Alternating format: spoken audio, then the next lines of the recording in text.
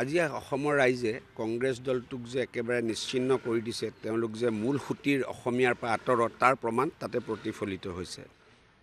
এনেকুৱা ধৰণৰ ঘটনা যে সেৱা দলৰ চিফ, যিজন দিব্যায়ন বৰপেটা লোকসভা সমষ্টিৰ যোৱা নিৰ্বাচনত কংগ্ৰেছ দলৰ প্ৰাৰ্থী আছিলে, তেওঁৰ সন্মুখত তাতে কংগ্ৰেছৰ কাৰ্যালয়ত বাংলাদেশৰ জাতীয় সংগীত পৰিৱেশন কৰা কাৰ্যই এতিয়া যে কংগ্ৰেছ কেৱল মিয়াসকলক তেল মাৰিবলৈ, বাংলাদেশী মূলৰ মিয়াসকলক তেল মাৰিবলৈ যে যিকোনো পৰ্যায়লৈ যাব, তাৰে প্ৰতিফলিত হৈছে। ইয়াক মই তীব্ৰ ভাষাৰে গৰিহণা দিছোঁ আৰু কংগ্ৰেছ দলক ভাৰতবাসীৰ ওচৰত, অসমবাসীৰ ওচৰত ক্ষমা খুজিবলৈ বিশেষকৈ গৌৰৱ গগৈক অনুৰোধ জনাইছোঁ। আজি অসমৰ ৰাইজে কংগ্ৰেছ দলটোক যে একেবাৰে নিশ্চিহ্ন কৰি দিছে, তেওঁলোক যে মূল সুঁতিৰ অসমীয়াৰ পৰা আঁতৰত, তাৰ প্ৰমাণ তাতে প্ৰতিফলিত হৈছে।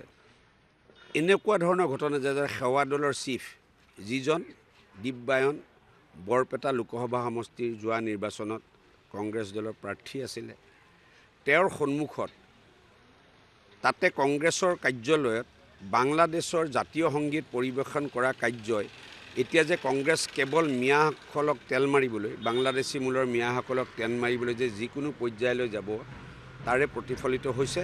ইয়াক মই তীব্ৰ ভাষাৰে গৰিহণা দিছোঁ আৰু কংগ্ৰেছ দলক ভাৰতবাসীৰ ওচৰত, অসমবাসীৰ ওচৰত ক্ষমা খুজিবলৈ বিশেষকৈ গৌৰৱ গগৈক অনুৰোধ জনাইছোঁ। আজি অসমৰ ৰাইজে কংগ্ৰেছ দলটোক যে একেবাৰে নিশ্চিহ্ন কৰি দিছে, তেওঁলোক যে মূল সুঁতিৰ অসমীয়াৰ পৰা আঁতৰত, তাৰ প্ৰমাণ তাতে প্ৰতিফলিত হৈছে।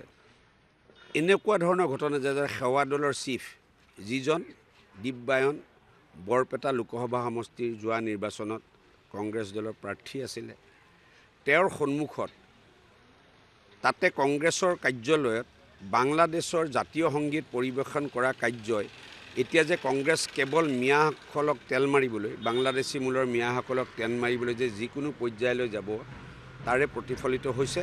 ইয়াক মই তীব্ৰ ভাষাৰে গৰিহণা দিছোঁ আৰু কংগ্ৰেছ দলক ভাৰতবাসীৰ ওচৰত, অসমবাসীৰ ওচৰত ক্ষমা খুজিবলৈ বিশেষকৈ গৌৰৱ গগৈক অনুৰোধ জনাইছোঁ।